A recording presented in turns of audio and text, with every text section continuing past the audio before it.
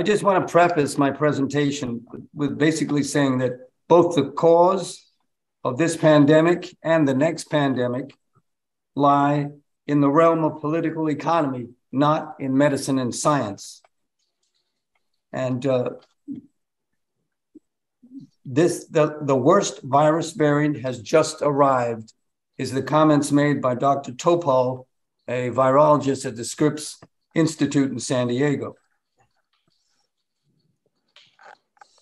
Now, this pandemic is not over. The corporate media just blatantly lies that the pandemic is over. Remember, just about a year ago, Biden said, we're going to celebrate July 4th free from the virus. And then we had the global Omicron surge, the biggest surge of all. Now, this virus is a rapidly mutating, immune evasive virus, which has a proofreading capability that stabilizes it. It's sort of an editing function. Now, this virus is not going to be getting any better in terms of milder. The whole story about Omicron is milder and every disease is milder has been an outright lie, as you can see by all the data. As a matter of fact, in the Omicron crisis, 75% of the deaths were in people 65 years and older, and those who had immune compromise. The vaccines do not give much protection anymore. And if you look throughout the world's record, this mutant, the BA5, 4 and 5, is now causing an increasing rising cases and deaths, which is starting to mirror the rapid rise in the Omicron wave that we had last year. The count in the United States of just over 1 million, probably 30% undercount of the true deaths. And worldwide, the excess mortality, meaning how many people died directly from COVID and as a result of COVID, is probably 20 million to 25 million as of this point. That's equal to 2 years of World War II, half of the World War II deaths. Now, 3/4 of the United States adult population and almost as many children have been infected already. And millions, just tens of millions of people are living with what they call long COVID. Now, why is that true? Why have we been infected? Because when Biden announced we'd be free of the virus, essentially what that meant was removal of all the public health measures that would cut transmission down and decrease the rate of infection. And as we know, that's all been removed. I just want to point out 2 articles in the New York Times. On July the 2nd, a headline article says, New York City quietly drops the color-coded COVID alert system as cases rise. Then on July the 9th, an article says, entitled, Lapses in Public Health Fuel Another Outbreak, as they talk about the pandemic of monkeypox, which is beginning. And they quite clearly state, and I'll just have to use my other glasses because I'm having a little bit of an issue with my vision. They state within the article that even as the coronavirus pandemic drags into its 3rd year, the public health system in the United States remains a hamstrung patchwork and underfunded bureaucracy, seemingly incapable of swift and forceful action. Its shortcomings have persisted for decades through many administrations. I want to make that point, both Republican and Democrats. This is from the New York Times, which tries to hide that information. And then just a couple of days ago, on July 11th, headline, as BA5 subvariant spreads, White House stresses COVID is not over. And Fauci says variants will continue to emerge if the virus circulates globally and in the country, meaning allow it to circulate, meaning We've removed all the barriers to circulation, so we have allowed it to circulate. And then on top of that, we have today's newspaper, which states the White House passed, the House in Congress authorized an $840 billion military bill, almost $1 trillion to counter threats from Russia and China. And they gave $40 billion in weapons just the other day to the Ukraine war, but no money is being set aside for COVID. Congress has not acted. Now, this long COVID situation is very important. And I think many people underestimate what the situation is. And I just want to dwell on that for a moment. Since 75% of the country's been infected and roughly 30% of infections result in long COVID, and the more you get infected, the worse the long COVID becomes. This is a very significant problem. We're talking about tens, if not hundreds of millions of people. And each infection increases the risk of long COVID. And vaccinated people only reduced the long COVID by maybe 15%. That's on the previous vaccine and the previous virus, not the new one. So this is very important. And I just want to speak just briefly to give people an idea. This is from the New England Journal of Medicine's, just a review. I just want to give you a couple of headlines over the last few months. One, physical and mental effects at 1 year after ICU admission for COVID-19 are severe, says nearly 3/4 of such patients report physical symptoms or mental symptoms a year later. Number two, headline, long-term cardiovascular disease following COVID-19. It says here,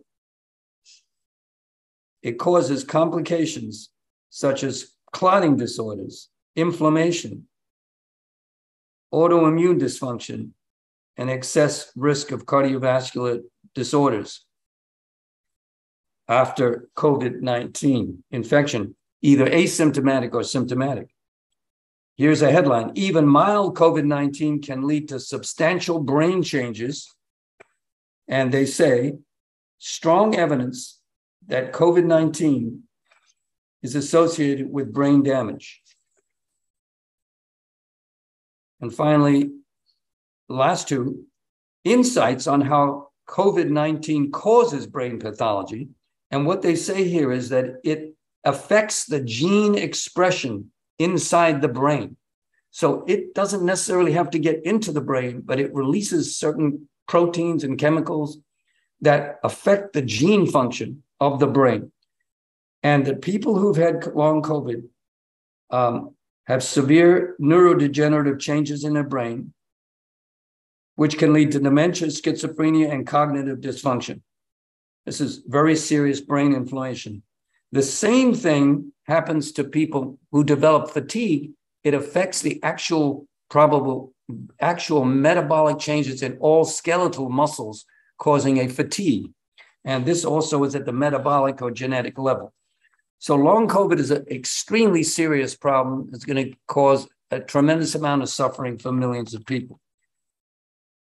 Now, this all points out very clearly that the vaccine-only strategy of the US and most capitalist countries around the world is an absolute and total failure, and it's an absolute rejection of what is known in public health for infectious disease. The science of public health has been known for a long time, and this science was well demonstrated in many of the Asian countries at the beginning of the pandemic. New Zealand, for a year or two, had no cases. Taiwan had 3 cases. China had 6,000 cases. And why? Because they instituted the policies, which is, we have to keep people at home for a certain period of time to reduce transmission. We have to test everyone. We have to follow contacts. We have to quarantine. We have to isolate. We have to treat. And as we've seen, in those countries that removed all the restrictions and masking and the ones I mentioned, like the United States, have now seen a massive surge in infections, particularly Australia, New Zealand, and Taiwan, where they had zero or total control. The only country in the world now is China, which is managing to maintain control of outbreaks using standard techniques of public health. Cuba has also done very well on this area too. So let me just state that all this is, all about the drive for profits. And the history of this whole phenomenon goes back to the World Bank in 1980, when the capitalists decided they were going to restructure how they ran the world's capitalist economy. And they advocated at the World Bank a policy of reducing public health infrastructure, opening the door to rampant privatization of health services and pharmaceutical supply. Treatment became primary, not public health needs, and disease prevention, which requires a robust, well-staffed national public health infrastructure. The profit model spread to the US and many other parts of the world, and we see it now clearly in this: we must take personal responsibility for our health, not social responsibility. And the privatization, as was mentioned at the introduction by Steve, shortly after the 1980 change of the World Bank, in 1983, the CDC authorized acceptance from industry and other private parties. They expanded this acceptance in 1992 when Congress created the nonprofit CDC Foundation, which led to conflicts of interest and corruption. Since the 1980s, the US public health system has been neglected, defunded, and privatized under both Democratic and Republican administrations, as mentioned in the New York Times in the article I mentioned earlier, damaging the science of public health and the ability to protect the people from infectious disease pandemics. A massive public health system with clinics, labs, hospitals, fully staffed, ready to identify infectious diseases, then test, trace, and isolate, makes no short-term profits. For Wall Street and bankers, disease prevention is a waste of money now. They have abandoned the science of public health. Vaccines and treatments make money, and limiting hospital beds capacity keeps profits high. For decades, pharmaceutical companies have been the most profitable corporations in the US, and Wall Street private equity firms have essentially taken control of the healthcare industry, pumping $30 billion plus in 2018 into Wall Street. Accumulation of profits has become the basis for socioeconomic life, especially in the United States. Most decisions are governed by Wall Street's expected profits on new investments. The US government and the public now own very little in the economy that has been largely privatized. The top 10% of the US population owns some 88% of the value of stocks, and the top 1%, some 56%. The Federal Reserve Bank has poured in hundreds of billions of dollars into the stock market, while initially some 10 million jobs were lost when the epidemic began, and workers fall further into debt. The rich get richer and the poor get poorer. Enter the COVID-19 pandemic. The government was neither willing nor capable of protecting the people. A crippled, impoverished public health system deliberately neglected in favor of treatments can no longer protect the people from preventable diseases and death. As we've seen, 1 million to 1.5 million have died in the US alone. Ongoing death toll, all of which could have been prevented with public health measures to stop the spread of this virus. Strict public health policy has successfully stopped transmission and eradicated the virus, as I mentioned, in China and earlier on in those other countries in Southeast Asia. Vaccines and treatments can never prevent a new pandemic. They can only protect after millions have sickened and died, as confirmed by the COVID-19 pandemic. The British Medical Journal has labeled what the US has done deliberately, with full knowledge, social murder. Also, mass propaganda has created the acceptability of mass disease and death. This will all just be endemic, and we must learn to just live with the disease and the death associated with that. Vaccines and treatments make huge profits for Wall Street at the cost of massive disease and death. The virus and its deadly variants continue to sweep through the land and through the world. Politicians are doing the opposite of what the science of public health requires. Limited public health measures, opening up the economy, have not, as many people have not been vaccinated, will result in a new wave of death and disease, while profits are kept high on Wall Street. An economic system that continually commits mass murder must be swept away and replaced by a society driven by the needs of the people. The most powerful and effective weapon that wage earners have to force the government to protect the workers is the strike, which has been very effective in the past. And many people do not know the history of the working class struggle. I just want to spend a minute on that. Science has allowed for corporate capitalism to make profits, from pens to bombs and from computers to organ transplants. On the other hand, when it comes to the science of the common good, science is attacked. Science is denied, dismissed, and disregarded when it points to the health of the work site and the environment. And the war on science that benefits workers has a long history. Business owners are driven to maximize profits.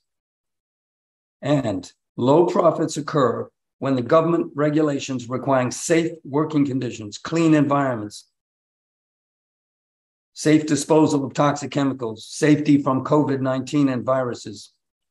Corporations generally refuse to test for chemicals for safety and prefer to allow toxins to be dumped into the air in the workplace, letting society worry about the cleanup and the cost. This is a well-documented history of industrialists continually resisting attempts to protect the workers and the environment.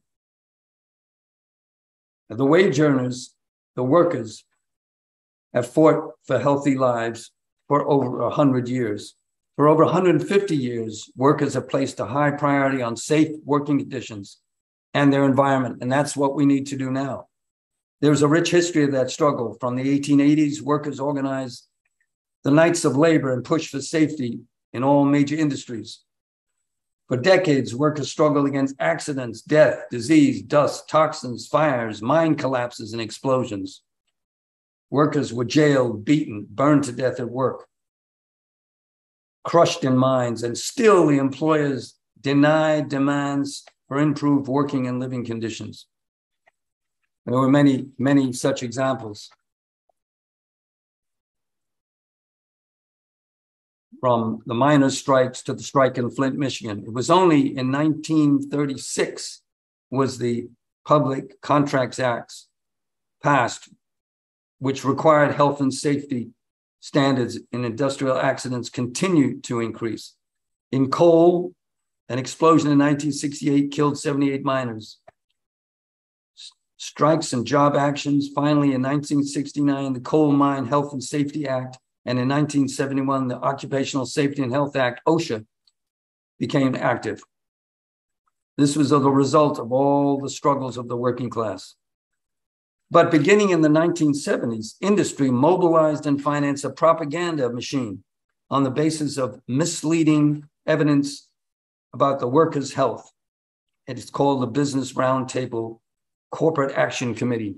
And this, we are seeing this misleading information about health now playing out over 40, 50 years. Direct result of the pressure from industry, government, heavily influenced by the rich, has deregulated federal safety and health laws. What have they done? They've completely denied, downplayed, and manipulated science across the corporate world. For instance, the denial that cigarettes cause lung disease, the denial that lead is a poison, the denial that asbestos causes the disease, the denial of the science of global warming, and on and on and on until we hit COVID-19 and the economic crisis and collapse caused by COVID-19.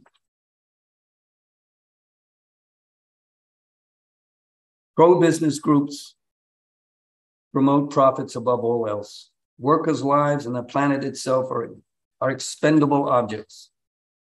This is the iron law of capitalism. Our lives and those of our children depend on abolishing the destructive political economy. The COVID-19 catastrophe has made this a matter of life and death once again. I'd just like to conclude by quoting from the book called Fascism and Social Democracy, written by Palm Dutt in 1934, because it rings true today.